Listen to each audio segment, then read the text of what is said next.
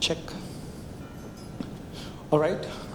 Good afternoon, everyone. First of all, thank you, CVF, for giving me this opportunity to present one of the challenges that we have provided to us. I'll tell something about myself. My name is Suraj. I have been working with Qualcomm and with automotive industry since last 14 years now.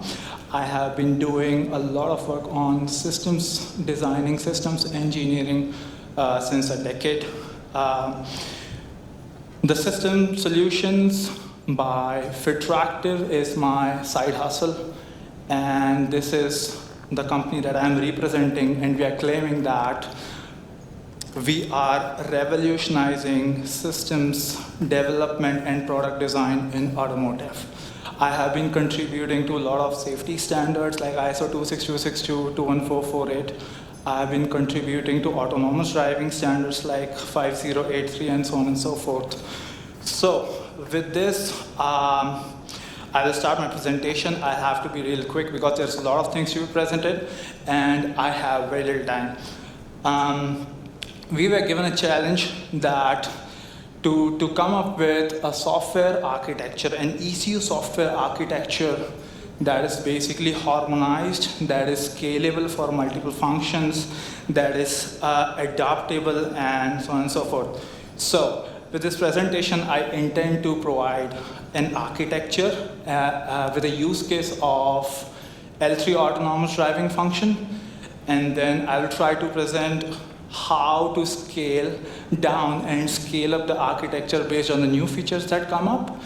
And after that, I will also try to present a generic architecture so that instead of L3 functions, if there are L4 autonomous driving functions, then how can we scale that? Or even if it's no autonomous driving function, but if it's an engine management system, driver monitoring systems, or if there are battery management systems. So what is the base, the plinth of the generic software architecture that I'm trying to present? After that, so this presentation is basically about what part of it, and the next part will be very little short demonstration about how part of it, and how part of it is actually the toolings that Fitractive, the system solutions, provide. With that, let's take a look at the architecture. So what you see over here is a huge architecture, and it is representing something which is L3. Now this itself requires one and a half hour of an effort. So I'm slicing only little part of it so that I can convey the use case of it. Let's say we have in an L3 autonomous driving function, we have escalation management. Basically, if the vehicle tries to escalate it to the user, hey, there is something wrong. And there are so many kinds of errors that it could be, for example, trajectory deviation violation, motion violation, operational area violation, driver worthiness violation. So there's an escalation management on it. We have vehicle motion detection if the vehicle is going out of the trajectory from what the planned one is. So let's assume that there's a use case wherein we have generic localization and vehicle motion detection and communication management, wherein vehicle is trying to say, hey, there's an ego speed, there's a lane number, and this is a difference between where am I actually supposed to be and where I am exactly. And if the violation is too much, then there has to be an escalation. There's a vehicle worthiness manager, which is mostly coming out of, let's say, SOTIF concept, wherein we say if the sensor is worthy, it means it could have an internal errors, it could be covered, it could be because of it is not able to handle the environmental conditions outside. It could be actuator worthiness. For example, if there's a brake temperature which is very high and braking issues are no more worthy of applying the required amount of brakes. There could be vehicle systems, for example, if it's trailer attached, if there's a tire pressure monitoring. So if the tire pressure suddenly reduces, whether the vehicle has to, or the autonomous driving functions has to change the behavior or escalate it, and so on and so forth. So let's continue ahead. There's also one more, cloud management, for example. We have data trailing services. We have feature extraction from the data that we have. We could also do shadowing, data shadowing features. So this all basically based by cloud. So this is an example of how an L3 architecture could be. With the current slide, I'm trying to put down how it could be interoperable with the hardware systems before I quickly jump into interoperability with the software systems. So let's take a look. This is on the right side, you see a compute ECU. On the top side, you see a driver monitoring system. On left side, you see there's a CV system, computer vision, and then the bottom side, you see hardware, radar, and LiDAR systems. So if I zoom in quickly, we have a compute ECU, we have GPU for fusion, we have neural network for DL modules, and so on and so forth. This is basically for computer vision. This is a radar and LiDAR architecture, which is nothing but an interoperable with the compute. This is basically a compute ECU, which is in which the GPU is basically doing the fusion from the multiple sensor systems that it receives data, and so on and so forth. So taking this architecture in mind, let's take a look at how the interoperability with the software system works. So what I'm trying to represent is, if we have a generic stack of software, on the right side, I represent the stack of a compute ECU, on the middle, the CV, and on the left side, you see it's for radar and LiDAR. So zooming into the compute part, let's say on the base we have SoC compute, on the middle we have SoC dependent driver system, on the middle we have services, on the top we have QNX, for example, an OS layer example is QNX.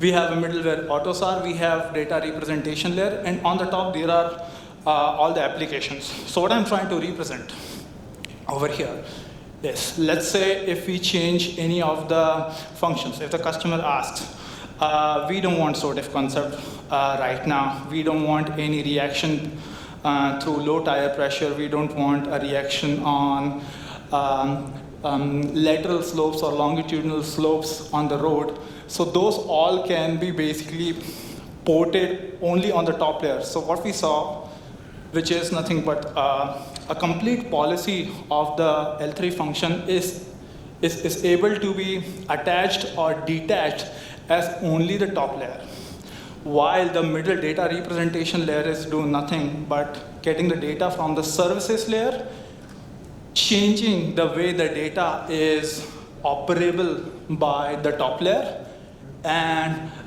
the middle and the lower layers are very straightforward and possibly little bit hardware dependent, but mostly software hardware independent. So what I'm trying to represent over here is, let me put up an example. Let's say customer says, I don't want emergency functions because I develop it. Or it may say, I don't want driver monitoring system because I have it already. Or customer says that I want a different reaction on toll stations or longitudinal slopes. So what I'm trying to represent here is the same architecture that I show you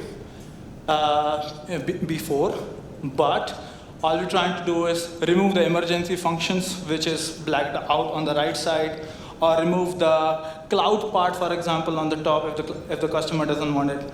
If the customer wants no driver monitoring system, then it's blacked out from the bottom part. If the customer says we have our own SOTIF concept, then the functional part of SOTIF is removed. If the customer says we develop our own perception, we don't want from you, we want to scale only the policy part, then we black out the left part of which is a perception from the whole architecture. So with this, what I'm trying to eventually show you is this policy layer that we show over here is nothing but the whole top layer that you see, which is platform independent, hands-off functions, safety functions, driver management systems. All of these can be removed or attached based on how the requirements from the customers are, how the behavior is planned for the L3 function. Not just that, but let's say if we are not talking about L3 functions, let's say we are not talking about autonomous driving functions, eventually the service layer that we have over here, these services, for example, OTA, diagnostics, data trailing, fusion, all of these would also be required. Most of them will be required for let's say battery management system. So these can be attached and detached based on what function we are dealing with, based on what kind of ECU architecture, what function we are deriving an ECU architecture for. QNX might remain the same, AutoSAR might remain the same, data representation will be specific to the policy that, or the stack that we are putting on top. So eventually, if it's the change in the function, it can be adopted on the top. If there's a change in the behavior, it can be adopted on the top. If there is a whole new ECU for let's say battery management system, or for let's say any of the verticals, it can be adopted again on the top layer itself, while most of the bottom layers will remain similar. So this is why we are saying this could be a forward-looking architecture, only because it could be pulled out or stuck in when we have complex function coming in. For example, if there's if Dtici decides, let's have cloud services of entertainment or games or ordering food nearby from the vehicle itself, then those could be ported within the cloud services which we saw on the top layer. We might have data shadowing services which are coming as an additional requirements, can be ported, scaled up or scaled down, again from the top layer. Further, let's say if we have new sort of requirements coming from the field, because we see that vehicles are deployed in the field, and we see something else, and we discover there are new use cases that we have never thought of, then we could add or subtract at the policy layer which we saw on the top. Harmonized ECU software is where we say it is independent of OS implementation. Maybe instead of QNX, you have the whole plain vanilla software that you want to develop. That could be outsourced from suppliers. That could be that you might have developed, you want to have an in-house development. You can scale not just the individual functions, but the behavior of the vehicle.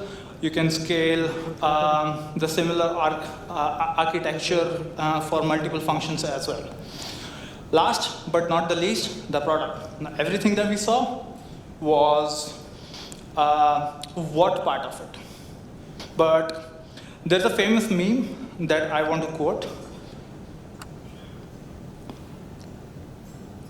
In India, they commonly say कि रास्ता तो बना दिया और बहुत ही sexy सड़क बना दी, फिर याद आया कि अंदर पाइप डालना तो भूल ही गए, and they take dig the whole road again.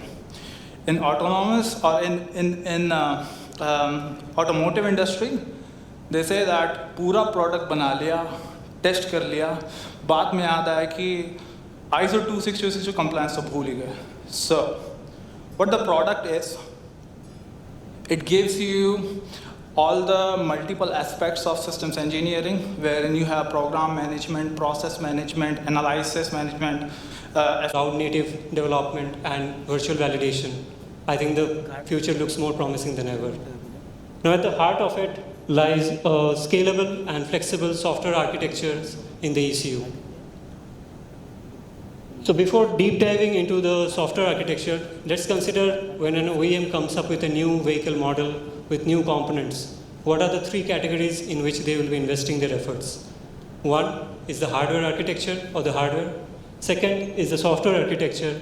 And third is the application level development.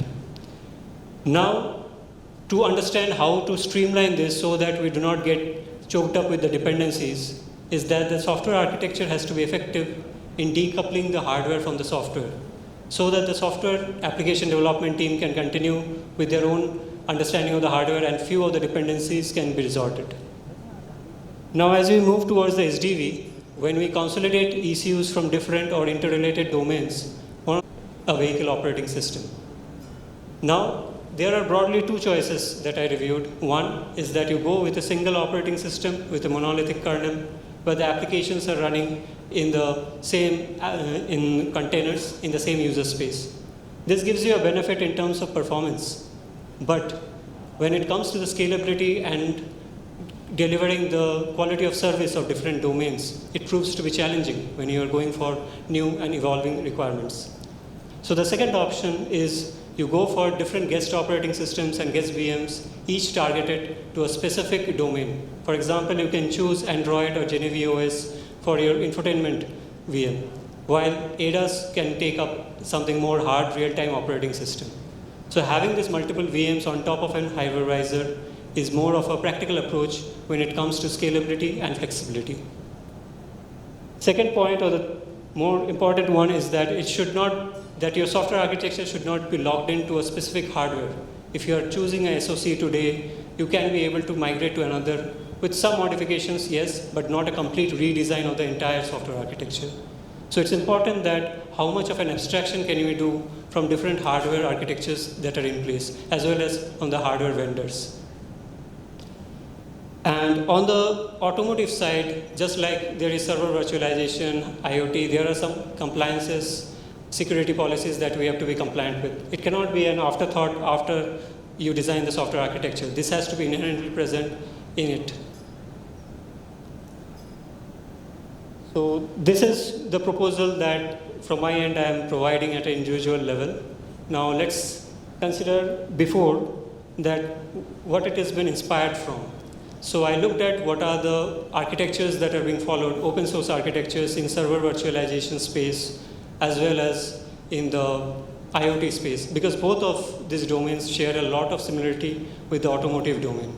For example, server virtualization targets hardware from different category of vendors, whereas IoT space addresses hard real-time performance with very lightweight hardware. So I'll start from the bottom here. So you can see that the below one, or the base or the bottom layer, is the hardware module or the SoC that you can consider. It can also be a domain controller. Now with different kind of input, outputs, and different peripheral sensors that are already present in the native SoC board. There are a few additional hardware modules as well, which symbolizes that it can be extensible. For example, you can connect a GPU to the native board to accelerate the AI or deep learning workloads. So this has to be supported on the native hardware itself. Now from our end, the first layer that comes on top of the hardware is a hypervisor or a bare metal hypervisor. Now here, the kick is that it is a microkernel based architecture. So microkernel retains some of the core and critical functionalities of the kernel, like the platform initialization, the virtual CPU handling, IO handling to some extent. But why microkernel? Why not a complete kernel we can take? Because we have to pay some performance cost associated with that. So the simple reason on this side is that we want to reduce the number of things that can go wrong on this secure, trusted code base. So having a lightweight, robust, and secure code base as an open source artifact is a critical one at this phase. So while we keep this microkernel, we can reduce the number of things that can go wrong in this space. And once things go wrong in this space, it causes kernel panic or system-wide shutdown. You don't want a device driver crash or any memory corruption issue to crash the entire system and causing a reboot in an automotive system. So, and also there are some more advantages that kicks in with this kind of architecture, is that the other kernel level functionalities which the microkernel is not handling will be pushed to one of the privileged VM that is present on top of it. So the advantages, for example, is much of the device emulation will be handled in the software space, that is in the privileged VM or the user space, what we say. So this gives you the flexibility to adapt new device drivers as you scale up the hardware or as you scale up from the low variant to the high variant. Now, after the hypervisor startup, the first two VMs that will be started up is the critical services VM and the basic services VM. I'll come back to the critical services, but basic services VM is one of the privileged VM that will take up the responsibilities of the kernel, which was not taken up by the microkernel at this stage. For example, the VM management, device emulation, to some extent the IO handling as well. What it does is that along with basic services VM and the microkernel hypervisor, it takes up the VM governance. Now, what is the advantage by putting these functionalities on the software side? For example, in the VM management, when you're allocating resources, CPU or memory to a certain extent from the basic services VM, you can use or harness complex algorithms like deep learning to understand the historical data and decide that in the runtime what should be a smarter allocation. This might be very heavy when you are trying to do it from the hypervisor itself. And the other domain VMs which should be supported on top of it is launched by the basic services VM in this first. So basic services VM will have the device model which can be configured statically or dynamically, either as part of a vehicle configuration file or via reading directly from the hardware. So this will help you to scale up the number of VMs as you require for your own high-end or low-end variants. So I'll not go completely into details of this use case simulation, but here is one of the flow of data when it comes from the cloud to back to the vehicle. Now you can see that the domain VMs here is the connectivity and the body VMs. Before the data comes from the cloud, it comes to the SoC's GSM antenna or any other cellular antenna, and then a bulk of it is done on the basic services VM, where the decryption of the IPsec or MACsec compliance will come into picture. In there, the VM orchestrator agent will extract the header and the payload and will try to decode that for which it is going to be relevant, for which VM it has to publish, or multiple VMs. In this way, the basic services VM will communicate to the right case. For example, here the connectivity VM will be the one which is serving the purpose. The connectivity VM will process the payload. That is, the business logic of processing the payload will be on the responsibility of each domain VMs. Now, once the payload's processing is over, it can pass on to the body VM in this case, and that can perform the later calibration or configuration update. Now, one of the key factors here is the connected domain VMs cannot speak to each other, and there is a reason why. This is to enhance the security and also the data integrity. When you pass this data from connectivity VM to the body VM via the base VM, it is able to process out and see if there are any inconsistency or error scenarios that are happening. And that can be mitigated itself in the base VM layer rather than corrupting the entire functionality of other VMs. Now, talking about the scalability and flexibility part, there are three major variants that we look at: light duty, mid-level, and heavy duty variants. Now, I've listed some of the parameters on which basis this can be evaluated. There will be multiple more parameters as well. For example, how many number of domain VMs that we need. We may need very few ones in the light duty vehicle, but as we go into heavy duty, when we have more hardware resources, we would need far more number of VMs. For example, in light duty, you may need a single infotainment VM which will have the connectivity, infotainment, as well as vehicle analytics. But with the new offerings or more offerings that you're offering in the heavy duty or premium variants, you probably would like to have multiple number of VMs for each one of these: infotainment, connectivity, as well as vehicle analytics. And each one of them will be having their own quality of services. This can be done directly from the basic services VM instead of changing the hypervisor in any way. The static way is via the vehicle configuration file, which can be a binary or a user-readable file that can be not only easy in case of development, but also deployment in terms of over-the-air update. Dynamic way is still possible, but it will still add some overhead on top of the basic services VM code to read the hardware from the boot up stage. Now, the second point on I/O handling and device emulation. So as you go into more heavy-duty vehicles, you will be requiring much more number of custom I/Os or different number of I/Os with the different integrity levels. Now, this will be a challenging if your software architecture does not or stores these device drivers right into the hypervisor, which is the general way. But with the microkernel-based, these device drivers and much of its device emulation will be handled on the base VM layer.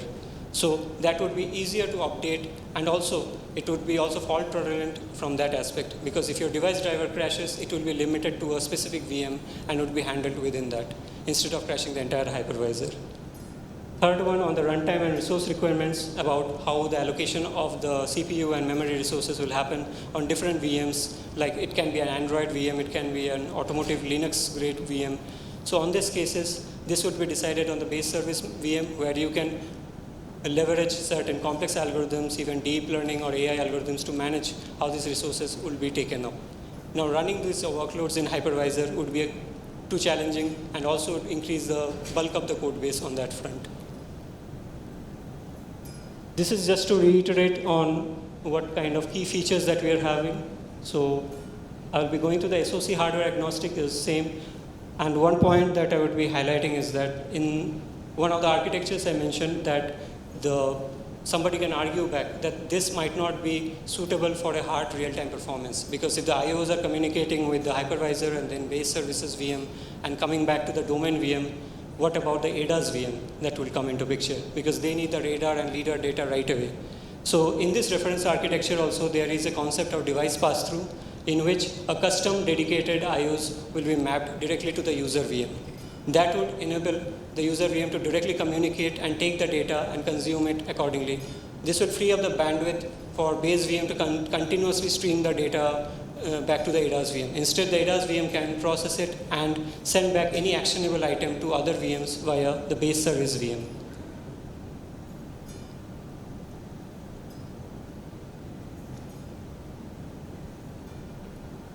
So this is the overall roadmap. So this is very similar to what the roadmaps has been for a lot of open source artifacts, is that first we have to decide what should be the high level architecture and what is the isolation or the separation of concerns, like what will be the handle. Then I think we should advocate for a standard and open source microkernel design for the automotive use cases. Now there are open source hypervisors which are adapted for server virtualization, like Project Zen is one of them. In IoT space there is ACRN, but we have to have something similar for our automotive space as well. Third one is about the open communication protocols, because as you have seen that the number of communications that is happening between the VMs is quite high. So it's better to have a very lightweight and yet very effective communication between the VMs so that we do not get into performance or latency issues. Now, fourth and very critical one is that here the standard the standard trusted code base is the microkernel, but we should have the seamless capability for other user space VMs to be supported from different operating systems. I think the marketplace is going to be flooded with far more number of VMs with different real-time operating systems, each catering to a very specific domain. It might be for powertrain, you might be having one domain of VMs, or in ADAS might be separate. So the overall architecture should be able to augment it and support it there. And finally, to conclude on the roadmap is how can we do the virtualization and deployment of it for the development and testing in a virtual space instead of relying back on the physical hardware. So with this note, I would like to conclude my presentation.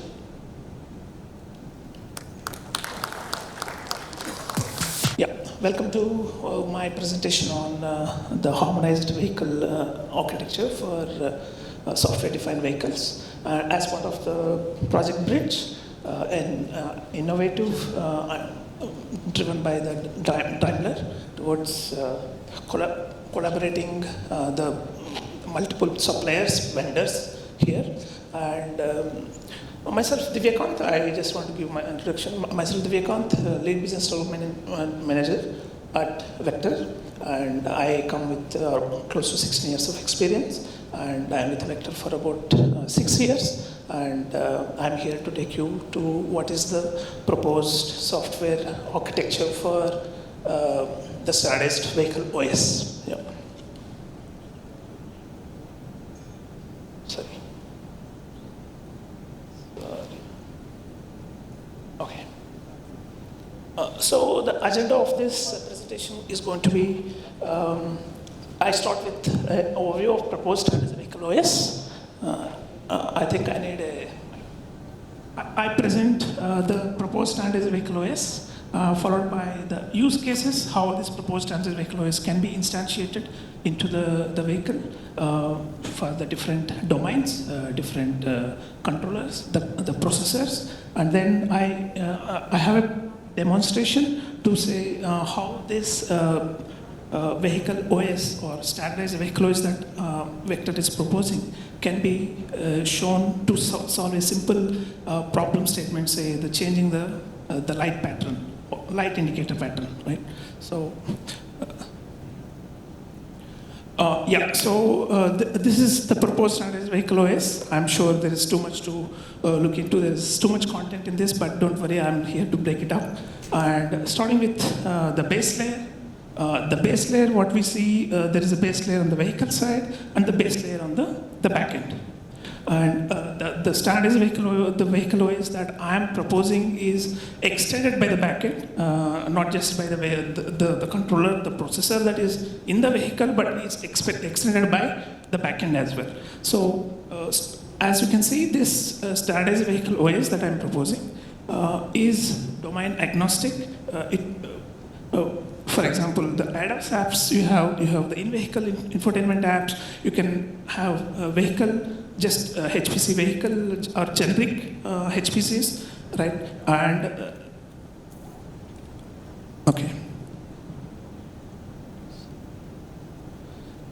Okay, I'm just trying to understand where to present it. So when we talk about a vehicle E architecture, in a E architecture, we have different kinds of ECUs, starting from sensors, actuators. We have the zonal ECUs. We have the HPCs. Or if we want to talk about the E architecture has evolved from function-based E architecture to the domain architecture to zonal architecture.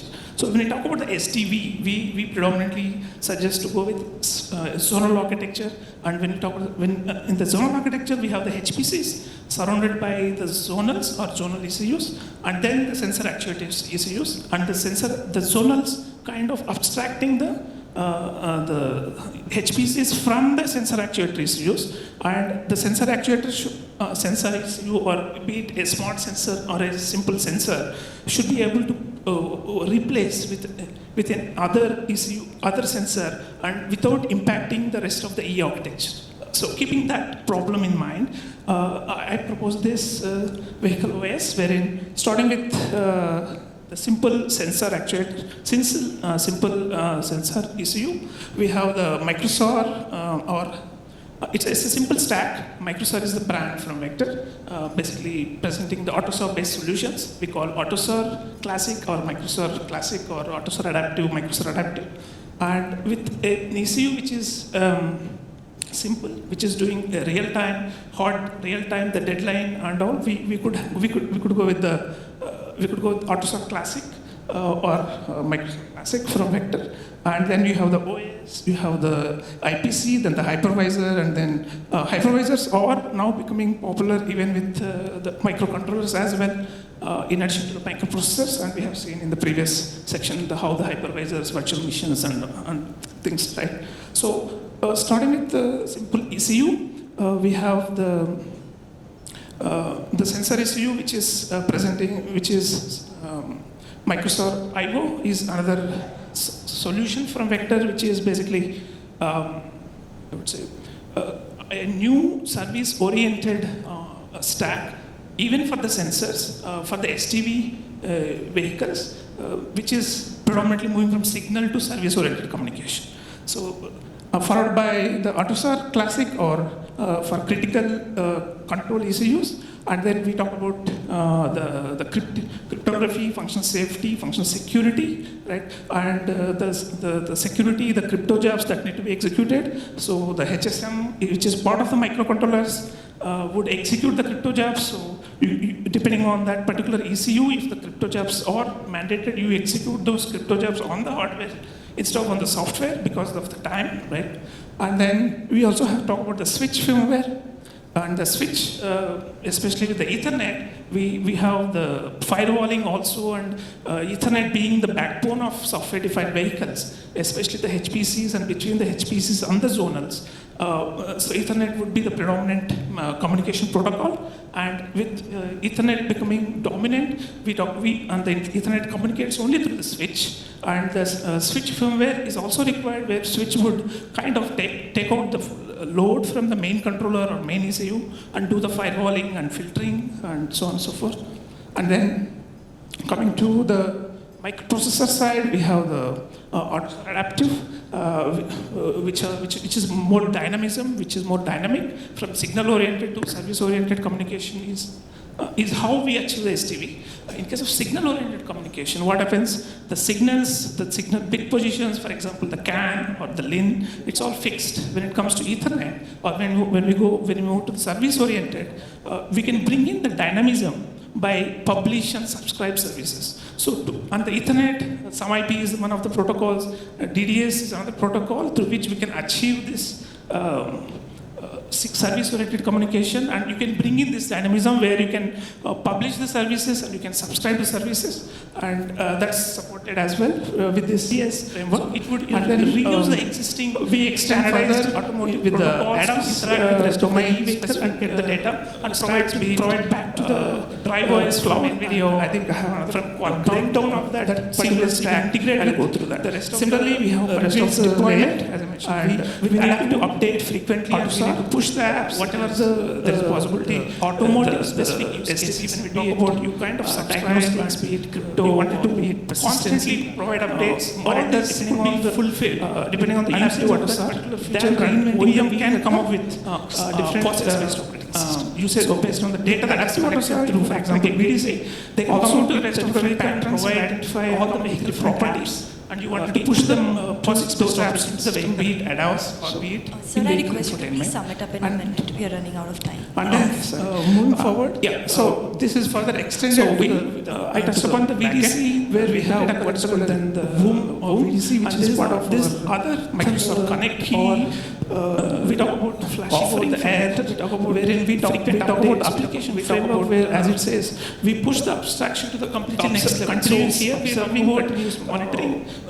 Especially talk about the SDV, we have the applications independent of the domain, independent of the OS, independent of the controller. You develop the app software that is present. So for the app running into millions of app stores, the Play Store. So there are smartphones for updating we foresee similar kind of environment. Also, we talk about subscription modeling of the function system, wherein you the developers sitting remotely, we are able to develop the apps and then subscribe to specific function on the need basis. So they develop the app. You need that provided vehicle signal specification. You should be able to provide catalog, service catalog, and push the app into the vehicle, and then keeping them, we move the status action to the next level. The data through, as you can see, vehicle data and the stack from our side. And with this, you should constantly monitor the time and diagnostics remotely. So as you can see, it's independent of OEMs as well, independent of regions, domains, the vehicle data collector, just sit and develop the app, the environment parity as per the SOFI, and we have the counterparts also in the base. So the use cases, yes, I'm showing you use cases which I have shown here. If I have to, the base layers that I have proposed base layer architecture, which is instantiated into GPC, HPC, G for generic, A for ADAS. So now, if you can see what I have presented in my previous slide, the proposed the base layers, and then if the overlay on the seamless architecture integrated with so with respect to HPCs, which are based on SoCs, and in the infotainment, which are processor based and middleware based operating system, IVI, maybe we have the depending on kind of HPC, be it add-ons, be it IVI or be it vehicle. So we similarly the Microsoft proposed for adaptive vehicle OS can be in addition to the add-ons middleware or IVI middleware, depending on kind of HPC. And then as we see, so that is what we have the stacks and modules, as you can see. So whatever, so this is the use case where a solution covering multiple use can be instantiated into the relevant HPC or the zonals or to the sensor actuators. Small problem. For example, if I take the example of microcontroller, wherein it would predominantly, if you want to change the light indicator pattern, work on the microcontroller like the processor. So we wanted to have we need maybe Microsoft actuators, and then you have the ECU that understands the legacy stack that would be exhibiting predominantly the signal oriented. So it has to understand the signal. So you need to modify the ECU. So a minimum of 3 to 4 vendors are involved to modify, or if you want to provide change the base layer can be instantiated. For example, you need to have across the EO developed across all HMI, and then it is not specific to any domain. Provide this domain agnostic, and just need to scalable, watch this modularly, as you can see. So so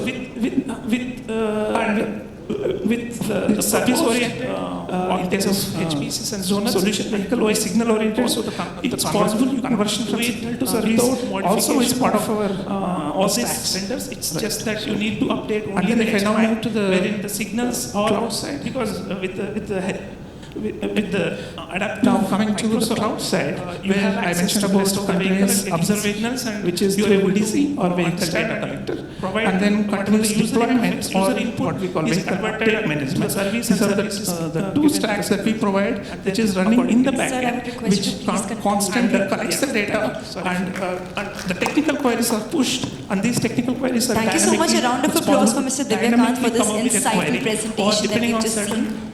trigger or trigger event, let us say the wheel speed is crossing, say, 5,000 RPM, then you wanted to collect the data. So you can have situation-based data collection.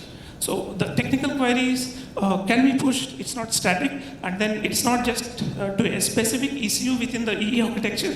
The technical queries can be pushed to the end sensor.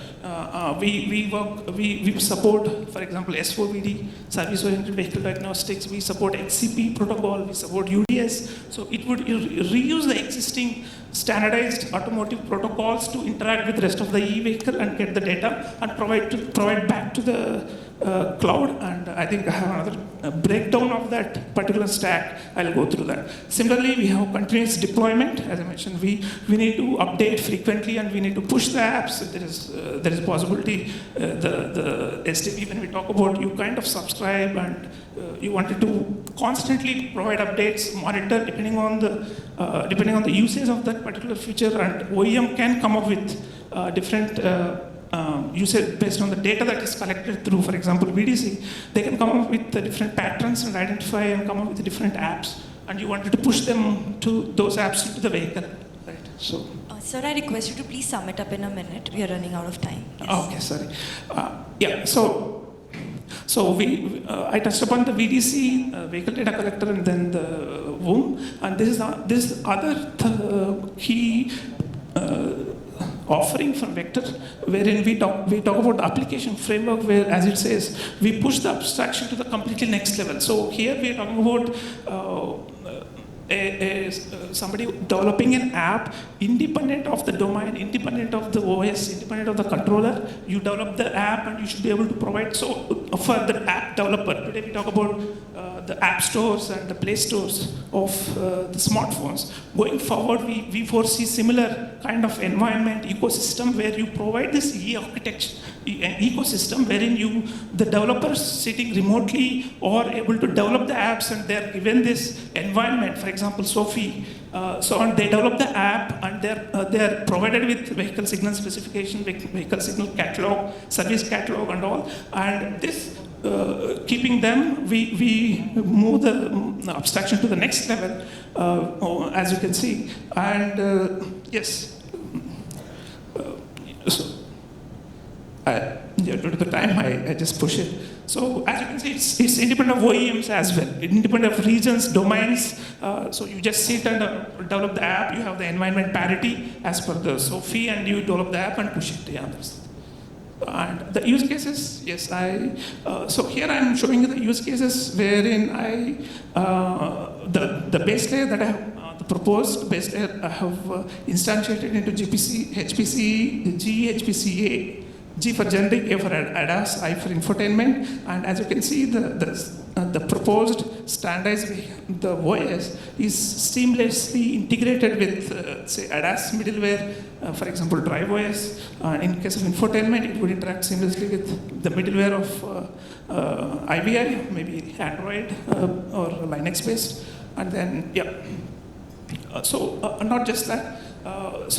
Similarly, the proposed standardized vehicle OS can be also instantiated into the zonals and the sensors actuators as well, right? And as we see, even in the cloud, we have the relevant stacks and modules, right? So this is a use case where I'm kind of covering multiple use cases, right? Yeah. So now coming to the simple small problem statement that I mentioned about, which is changing the light pattern. So what would it take if you want to change the light indicator pattern today in a vehicle?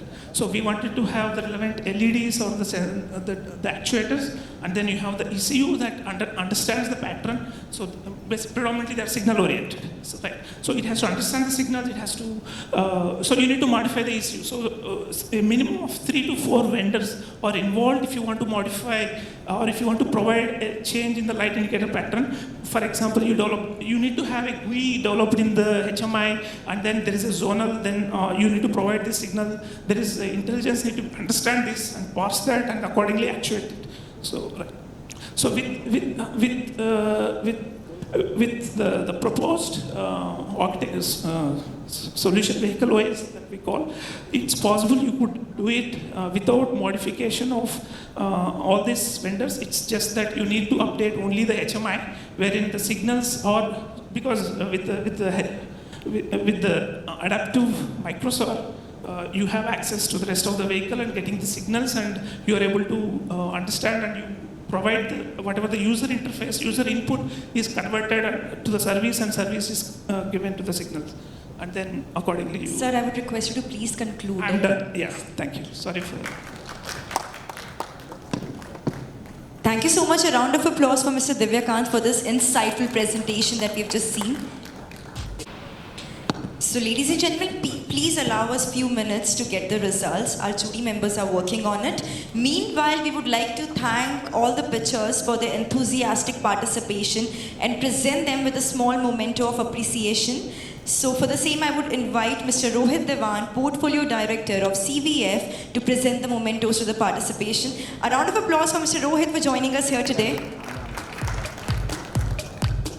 To begin with, I would like to invite on stage Mr. Suraj. A round of applause for Mr. Suraj for being here with us and presenting those brilliant ideas to us.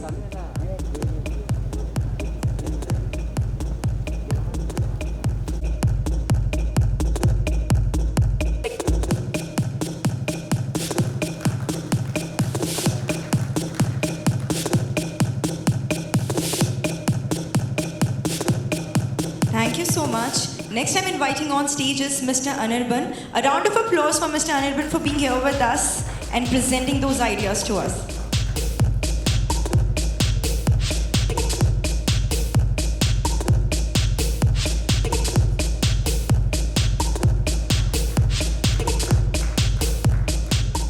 Next, I'm inviting Mr. Divyakant on stage. A round of applause for Mr. Divyakant for being here with us.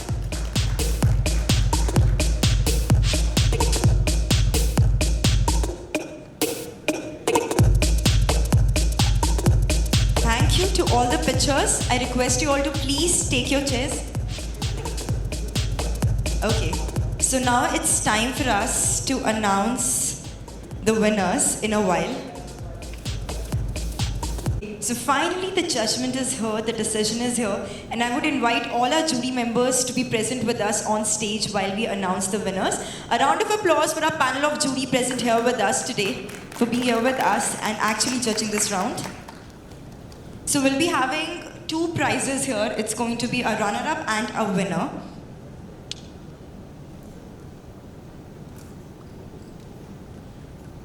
So as per the jury, the runner-up prize of CV Tech and Synergy goes to Mr. Anirban. A round of applause for Mr. Anirban for being here with us. The runner-up prize goes to him, and which is worth 1.5 lakh INR.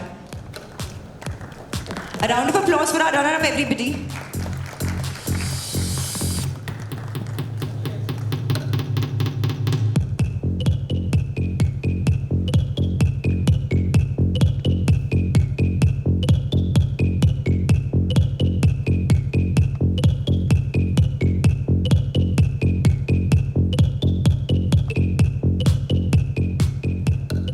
Congratulations to Mr. Anirban. Thank you so much for being here with us.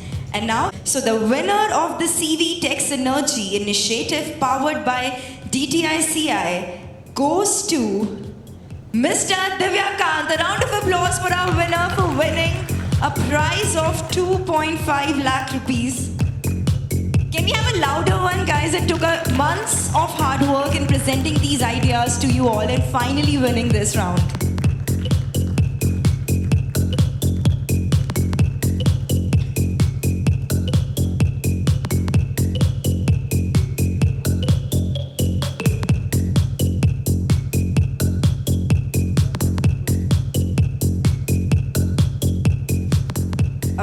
you to all the three pitchers and congratulations to the winners. Thank you so much, all three of you, for joining us here. Initiative. We'll work with the winning team together to develop this solution and Project Bridge team and also with our collaborative partners in industry. We'll work with you all. Thank you very much. Thank you so much. Thank you so much, sir. A round of applause for all of them present here with us today for taking this initiative and making this happen. Now, we would like to thank all the jury members present here with a small memento for being here with us and judging the round. I would request Rohit to present the mementos to the jury members. A round of applause for Mr. Prahlad Rao, President, Tata Technologies, for being here with us. Thank you so much, sir, for being here with us. A round of applause for Mr. Jay Kishan Agnihotri, Vice President, Vehicle Technology, Volvo Group Trucks Technology. Thank you so much, sir, for being here with us. Mr. Dayakar Devrai, VP, Head of Connectivity and Innovation, Daimler Truck Innovation Center, India. A round of applause for Mr. Dayakar, sir, as well. Ms. Ujjwala Karle, Deputy Director, Technology Group, ERAI. A round of applause for Ms. Ujjwala as well for being here with us. Mr. Pranshu Gupta, Founder and CEO, Truck and Tel. A round of applause for Mr. Pranshu Gupta for being here with us today.